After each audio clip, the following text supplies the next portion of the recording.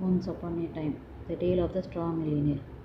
Once upon a time, there lived a young man who were all alone and penniless, unable to bear the burden of his property any longer. He prayed to Canaan, the god of mercy.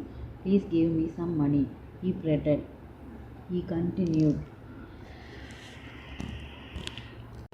He continued to pray. One day he heard a message from Canaan. Once you leave this temple, take good care of first thing you touch. Then go west. As the young man left the temple gates, he stumbled and fell. His land handed and a piece of straw. This single stalk seemed useless, but he held it tight and began walking west. As the man walked along, a horsefly came by and started buzzing around his face. He grabbed the fly, tied it to the tip of the stalk to play with it, and let it continue buzzing about.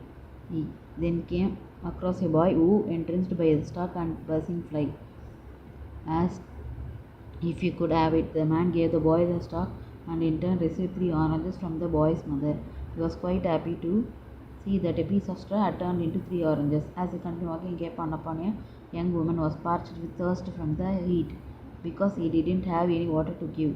The man gave her oranges instead. The woman ate the oranges and regained her strength. As a gesture of gratitude, she gave the man an executed piece of cloth. The man was ecstatic that 3 oranges had turned into a piece of cloth. As he continued walking, he came upon a man struggling with a sick horse by the side of the road. "What's the matter?" he asked. The man told him that he planned to take this horse to the market to trade for some cloth, but the horse fell ill and stopped walking. The young man offered his cloth in exchange for the horse. Delighted at this deal, the man exchanged his horse for the cloth and headed back to the village. For the remainder of the night, the young man did his best to nurse the horse back to the health. By the next morning, the animal was back to old self. The young man turned the cloth into a horse. Riding his new steed, he continued his journey. He came across a man who was closing up his house and making preparation for a journey of his own.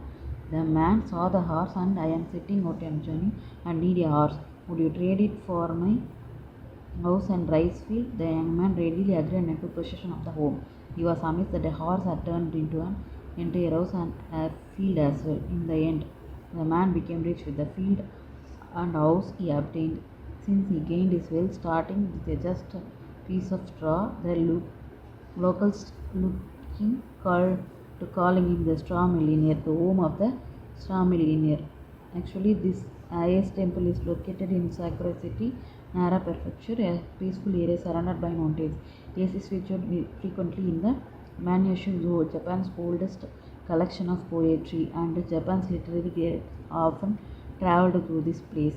A statue of the 11-faced goddess of mercy, the Bodhisattva Kannon, ancient legend holds this, where the young man from the story prayed to Kannon.